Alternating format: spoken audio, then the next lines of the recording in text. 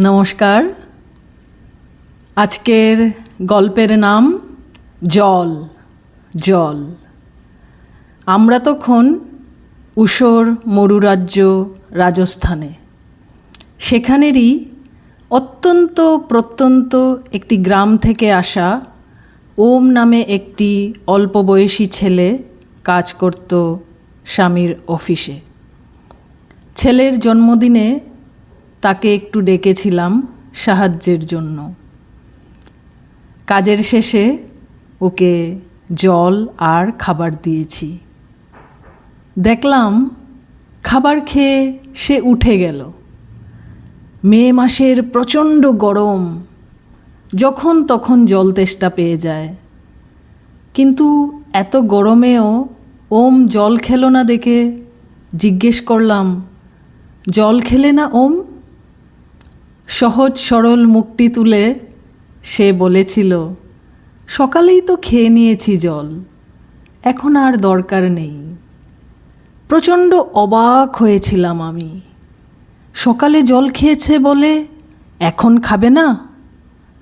আমার মনের ভাবখানা ওম হয়তো কিছুটা আন্দাজ করে নেয়।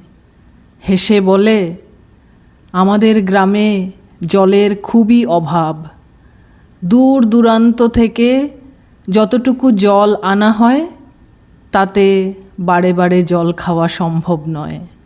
সকালবেলা একবার জল খেয়ে নিলে সারাদিনের কাজ চলে যায়।